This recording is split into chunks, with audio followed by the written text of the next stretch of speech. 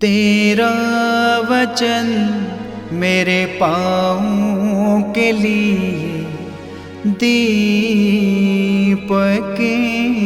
है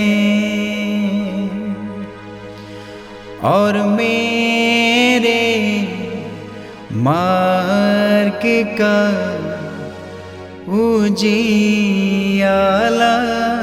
है। तेरा वचन मेरे पाँवों के लिए दीपक है। पहला पाठ संत योहन का पहला पत्र, अध्याय 2, पद संख्या 12 से 17 तक। बच्चों, मैं तुम्हें इसलिए लिख रहा हूँ कि उनके नाम के कारण तुम्हारे पाप क्षमा किए गए हैं।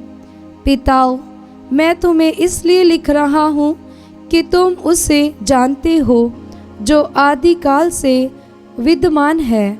युवकों, मैं तुम्हें इसलिए लिख रहा हूँ कि तुमने दुष्ट पर विजय पाई है।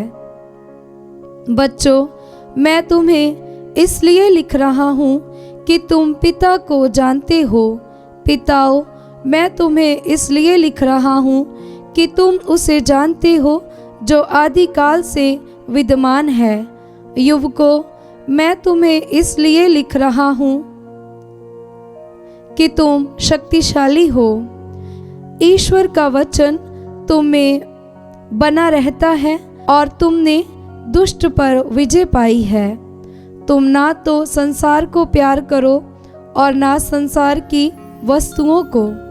जो संसार को प्यार करता है उसमें पिता का प्रेम नहीं। संसार में जो शरीर की वासना, आंखों का लोभ और धन संपत्ति का आडंबर है, ये सब पिता से नहीं बल्कि संसार से आता है। संसार और उसकी वासना समाप्त हो रही है, किंतु जो ईश्वर की इच्छा पूरी करता है वह युग युगों तक बना रहता है। ये प्रभु की वाणी है। ईश्वर को धन्यवाद। भजन अनुवाक्य। स्वर्ग में आनंद हो और पृथ्वी पर उल्लास। स्वर्ग में आनंद हो और पृथ्वी पर उल्लास। पृथ्वी की सभी जातियों, प्रभु की महिमा तथा शक्ति का बखान करो। उसके नाम की महिमा का गीत सुनाओ। अनुवाक्य। स्वर्ग में आनंद हो और पृथ्वी पर उल्लास। चढ़ावा लेकर प्रभु के प्रांगण में प्रवेश करो। प्रभु के मंदिर में उसकी आराधना करो। समस्त पृथ्वी उसके सामने कांप उठे। अनुवाक्य। स्वर्ग में आनंद हो और पृथ्वी पर उल्लास। राष्ट्रों को ये घोषित करो, प्रभु ही राजा है। उसी ने पृथ्वी का आधार सुदृढ़ बना दिया। वह न्यायपूर्वक सभी लोगों का न्याय करेगा। अनुवाक्य। स्वर्ग में आनंद हो और पृथ्वी पर उल्लास। जय घोष हालेलुया। अनुवाक्य। हालेलुया। हम पर एक परम पावन दिवस का उदय हुआ है। राष्ट्रों, आकर प्रभु की आराधना करो, क्योंकि आज एक महती ज्योति पृथ्वी पर उतरी है। अनुवाक्य। हालेलुया। पवित्र सुसमाचार संत लूकस के अनुसार, अध्याय 2, पद संख्या 36 से 40।